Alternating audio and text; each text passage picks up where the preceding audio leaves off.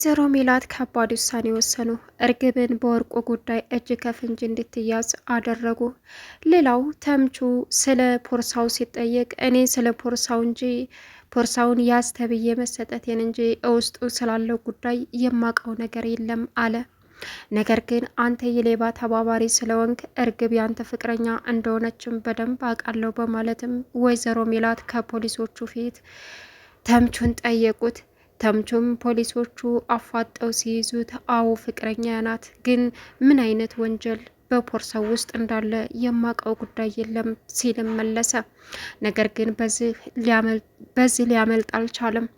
እናም ግዴታ እርግብ ያለችበትን ቦታ መጠቆም አለበት ሲሉትም አስገደዱት። ተምቹ ሳይወድ በግዱ እርግብ ያለችበትን ቦታ ለወይዘሮ ሜላት ጠቆማት። ወይዘሮ ሜላትም እንግዲህ ቀጥታ እዛ እርግብ ባለችበት ፖሊስ ይዛ ሄደች። እርግብ ባልጠበቀችውና ባላሰበችው ሰዓት በፖሊስ ቁጥጥር ስር መዋሏ እጅግ በጣም ባመነችው ሰው ተከርታ ልቧ መሰበሩ ተምቹ እንደሆነም ተረዳች። ሌላው ነገር እንግዲህ ሰላም ውድና የተከበራችሁ የቻናል ቤተሰቦች እንዴት ናችሁ? ልይ ሰላማችሁ ይብዛልኝ። ለዚህ ቻናል አዲስ ሲሆናችሁ ሰብስክራይብ ያደረጋችሁ ቪዲዮ እስከ መጨረሻው ተከታተሉ።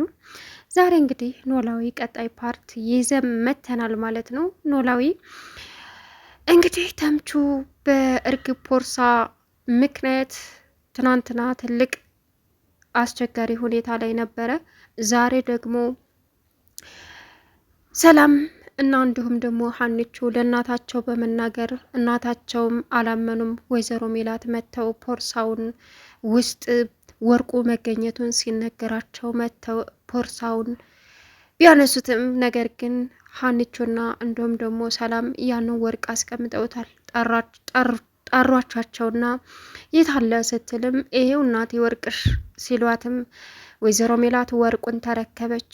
ወርቁ መገኘቱ አለመገኘቱ ሳይሆን እኔ መደፈሬ ነው፣ ይሄ ፖርሳ እንዴት ወርቅ ሊይዝ ቻለ በማለትም ጠየቀቻቸው። ከዛም ያለውን ነገር ተምቹ የእርግብ ፍቅረኛ እንደሆነና እርግብ ደግሞ በአደራነት ፖርሳዋን እንደሰጠችው ነገሯት። ስለዚህ ሲጫወቱብኝ የከረሙት ለዚህ ነው በማለትም ወይዘሮ ሜላት ከባድና ቆራጥ ውሳኔ ወሰነች። እሱ ምንድን ነው? ቀጥታ ለፖሊሶች ማመልከት ነበረ። ተምቹ በተይዘበት ሰዓት እንዳለ ዝርዝር አድርጎ ስለ እርግብና ስለሱ ግንኙነት ያለውን ነገር እንዲሁም ደግሞ ፖርሳውን አስቀምጥ ማለቷን እንጂ በፖርሳው ውስጥ ወርቅ መገኘቱን ወይም መኖሩን የማውቀው ጉዳይ የለም። አዎ ጓደኛዬ ፍቅረኛዬ ናት፣ ነገር ግን ደግሞ እማቀው ጉዳይ የለም ሲልም መለሰ። የምታውቀው ጉዳይ ከሌለ እርግብ ያለችበት ቦታ አንተ የሌባ ተባባሪ ነህ ተብለ ብዙ ችግር ከሚደርስብህና ሌላ ነገር ከሚፈጠር አንተ ቦታውን ምራን አሉት። እሱም ለወይዘሮ ሜላትም ሲነግራቸው ተከታትለው ወይዘሮ ሜላትና እንዲሁም ደግሞ ተምቹ እርግብ ያለችበት ቤት ሄዱ። እዛም ሲሄዱ አሁን እርግብ የመጨረሻ ተስፋ ቆረጠች። የምታምነው ሰውና የኔ የምትለው ሰው ፖሊስ ይዞባት ሲመጣ ተምቹ በጣም ተናደደች። ሰራህልኝ ማለት ነው አለችው። እርሱም አዎ በማለት ምንም አማራጭ አልነበረኝም እርግቤ እባክሽን ይቅር በይኝ እያለ ቢከተላትም ፊቱ ላይ ተፍታበት በፖሊስ እጅ ቁጥጥር ስር ሄደች። ሌላው ነገር ወይዘሮ ሜላት እርግብ ላይ ጣታቸውን ቀሰሩ። በፖሊሶቹ መካከል አንቺን የስራሽን ይስጥሽ ልጄ ብዬ አምኜ ተቀብዬ ብዙ ነገር ሆኜልሽ አንቺ እንደዚህ ያደርገሽኛል፣ ወርቁን መውሰድ ሳይሆን መደፈሬ ብቻ ነው በማለትም አስጠነቀቋት። ሌላው እንግዲህ በጣም በሚገርም ሁኔታ አሁን ወይዘሮ ባዩሽ ከእስር ቤት ወጥታለች። ወይዘሮ ባዩሽ ከእስር ቤት ወጥታ ምንድን ነው የምታደርገው ወደፊት? አሁንም ወይዘሮ ሜላትን መከታተሏንና ማጥቃቷን መቼም የማትተውና የማትረሳው እንደሆነ ለራሷ ቃል ገብታለታለች ባዩሽ። አሁን አንድ ብላ የእርግብ መታሰር ለሷ ትልቅ ደስታ ፈጥሮላታል።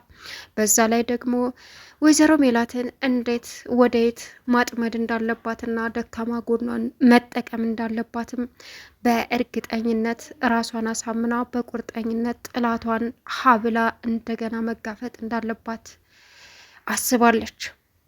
ወስናም ጨርሳለች። እንግዲህ የወይዘሮ ሜላት ቤተሰብ በሙሉ የባዩሽ ከእስር ቤት መውጣት ሰላማቸውን ነስቷቸዋል። ነገ ጧትስ ምን እንደማታደርግ ምን እንደምታስብ የምናውቀው ነገር የለም በማለትም እንዲሁም ደግሞ በእጃቸው መረጃ ኑሯቸው በድጋሚ ወይዘሮ ባዩሽ ላይ ክስ መመስረት እንደማይችሉ ምንም አቅም እንደሌላቸውም አውቀዋል። እናም ከእስር ቤት የሚያቆያት ምንም አይነት ምክንያት የለም።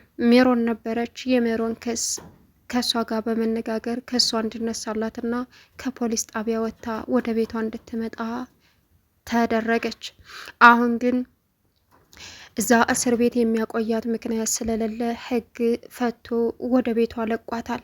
አሁን ወይዘሮ ሜላት በቃ እሷን ሕግ ከለቀቃት እኔ በማቀው እውነታ እጋፈጣታለሁኝ፣ ለምንም ነገር አልፈራም ከዚህ በኋላ በማለትም ቆርጣ ተነሳች። ነገር ግን ለእሷ የሚያስቡት ልጆቿና ውዱ ባሏ መስፍን ተይ ሜላት ራስሽን መጠበቅ አለብሽ፣ ታይዞ እልቀት ነው፣ እሷ ያደረገችሽን ነገር እኔ በራሴ ቀጣታለሁ ስትይ ሌላ ጣጣና ችግር ይመጣል።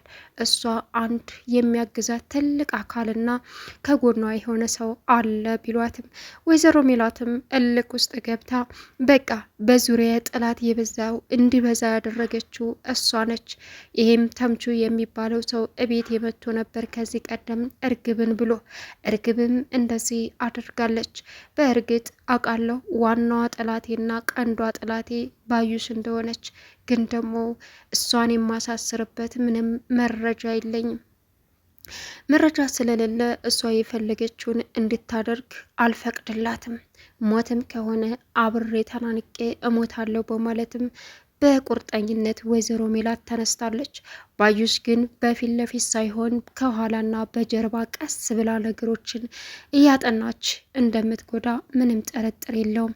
እነሱ እየጠበቋት ያሉት በግልጽ ትመጣለች በሚለው ሁኔታ ነው። ነገር ግን ከባዱና አስጊው እሷ በምትጠበቅበት ሳይሆን በማትጠበቅበት ነው። እናም ወይዘሮ ሜላት እስር ቤት ሄዳ ጠይቃታለች።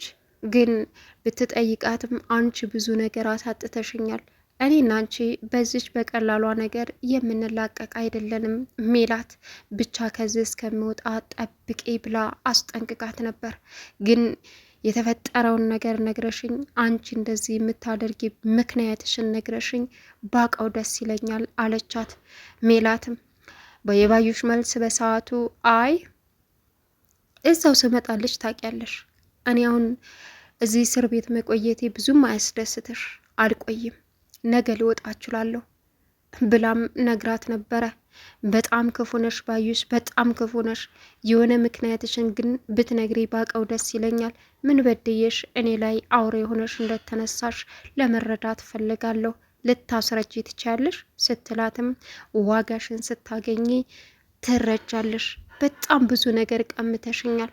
ባልሽም ደግሞ ምን ቀምተሽ እንደዚህ እንዳደረግሽ በደንብ ነግሬዋለሁ።